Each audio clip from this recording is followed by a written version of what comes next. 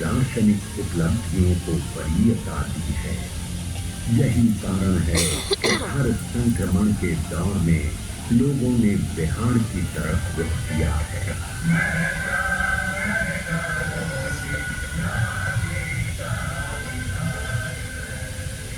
बिहार ने विश्व सभ्यता को पहला गणतंत्र तो दिया ही, विदेहराज जनक के रूप में पहला दार्शनिक राजा भी किया। ये भी विश्व सभ्यता में एक अद्भुत उदाहरण है कि जिस बिहार में आस्तिक दर्शन का सूत्रपात हुआ, उसी भूमि पर जैन एवं बौद्ध जैसे अन्य दर्शन का भी सूत्रपात हुआ। वर्चस्ववादी संस्कृतियों के विरोध में यहाँ से आवाजें लगातार बुलंद होती रही हैं। आइए चलिए बिहार की कहानी की शुरुआत करते हैं। भैया देख शताब्दियों पूर्व बिहार के ऋषि विश्वामित्र ने भारतीय सभ्यता और संस्कृति को तत्कालीन संकीर्ण और दूर मानसिकता से ऊपर उठाकर एक नई चेतना दी। विश्वामित्र ऋग्वेद के अनेक मंत्रों के रचयिता थे। उनका आश्रम आज के बक्सर जिले में स्थित था। राम और लक्ष्मण को लेकर उत्तर बिहार में स्थित विदेश की सीता से मिलाने का काम विश्वामित्र ने भी किया। लोग जब अपने जीवन के सच, औचित्य, संवेदना और विडंबनाओं का प्रतिबिंब किसी व्यक्तित्व में पाने लगते हैं तो उससे हद तोड़कर जुड़ने लगते हैं। सीता एक ऐसा ही व्यक्तित्व लेकर पैदा हुई। सीता ने अपने व्यक्तित्व से संपूर्ण नारी जगत को वो विश्वास दिया जहां उसे कभी अग्नि परीक्षा नहीं देनी होगी। बिहार की कहानी को थोड़ा आगे बढ़ाते हुए महाभारत काल में आते हैं। इस काल के दो महान योद्धाओं को याद कर लेना जरूरी है। पहले मगध के जरासंध और दूसरे अंगराज कर्ण, जो कि वर्तमान भागलपुर जनपद के राजा थे। भागलपुर में कर्ण का किला पुरातात्विक धरोहर के रूप में आज भी मौजूद है। क्योंकि कर्ण किसी राजघराने के वारिस नहीं थे, इस कारण उन्हें पद पद पर अपमान का भूत खीना पड़ा था। वो एक महान धनुर्धर होने के साथ साथ महादान प्रति भी थे और एक व्रत। चलिए बिहार की कहानी को थोड़ा और आगे बढ़ाते हैं और ईसा पूर्व 6वीं शताब्दी में पहुंचते हैं। इसको बोलते हैं विश्व के इतिहास में ये वो दौर था जब पुरानी मान्यताओं को चुनौती दी जा रही थी। चीन में सिद्धिक्ष, यूनान में सुकरात और भारत में बिहार की भूमि से महावीर और बुद्ध के दर्शन का नवोन्मेष हो रहा है।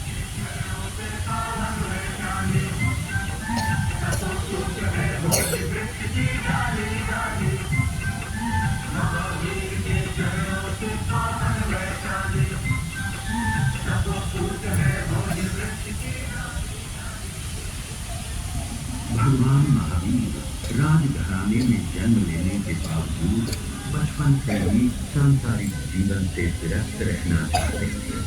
30 साल की उम्र में वे घर छोड़ जंगलों में विचरने लगे और 12 वर्ष की कठिन तपस्या के बाद उन्हें आत्मज्ञान प्राप्त हुआ। इसके बाद उन्होंने पैदल घूम घूम कर लोगों को अहिंसा का पाठ पढ़ाया और जीने का तरीका बताया। उनका एक प्रमुख दर्शन था अनेकांतवाद। इस दर्शन के अनुसार सच को देखने का सबका अलग अलग नजरिया होता है और जब तक हम सत्य को हर एक नजरिए से परख नहीं लेते तब तक संपूर्ण सत्य को नहीं समझ सकते।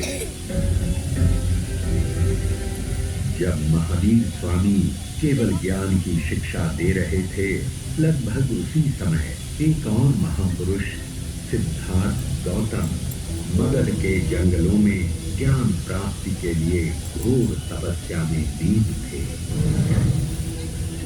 इतिहास इस बात पर मौन है, पर हो सकता है महावीर और सिद्धार्थ गौतम मगध के जंगलों में एक दूसरे से मिले होंगे।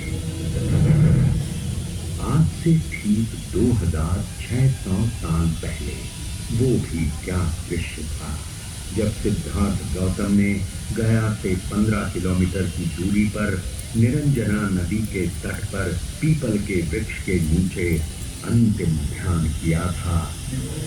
सारे दंजों को उन पर छोड़ा था और धरती उस संघर्ष की साक्षी बनी। संपूर्ण बौद्ध जगत में बोध गया कि इस जगह को यूं ही ब्रह्मांड का केंद्र नहीं माना गया है। बुद्ध ने बताया कि दो असिबाद हैं, एक तरफ जीने का भोग और दूसरी तरफ आत्मदमन। एक है खाओ पियो और मौज करो क्योंकि कल मृत्यु है। दूसरा कहता है सारी इच्छाओं को मार डालो क्योंकि इसी के कारण पुनर्जन्म लेना पड़ेगा। उन्होंने इन दोनों रास्तों को छोड़ने को कहा। वे मध्यम मार्ग के विश्वासी थे, जो न प्रवृत्तिवाद है न निवृत्तिवाद।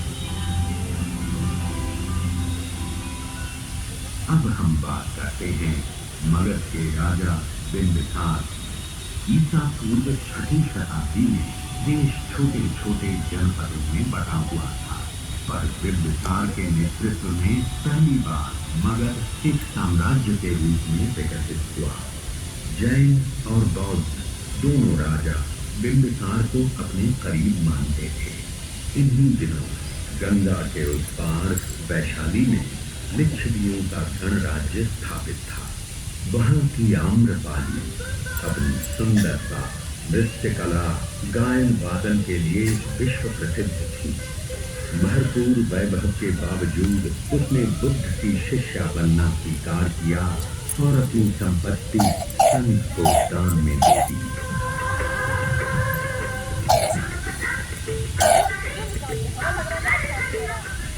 उधर राजनीति के क्षेत्र में बिंबिसार के पुत्र अजातशत्रु ने सामरिक दृष्टि को समझते हुए मगध की राजधानी को राजगीर से पाटलिपुत्र स्थानांतरित करने का फैसला किया और उसी समय राजगीर की सप्तकर्णी गुफाओं में बुद्ध के 500 शिष्य 6 महीने की संगीति के साथ त्रिपिटकों का संकलन किया। बिहार की कहानी को और आगे बढ़ाते हैं और ईसा पूर्व 3वीं सदी के पाटलिपुत्र में पहुंचते हैं। अरे ये क्या यूनान का राजदूत यहाँ प्रवासी जीवन बिता रहा है। गंगा तट का ये शहर करीब 9 मील लंबा है और 1.5 मील चौड़ा है, जो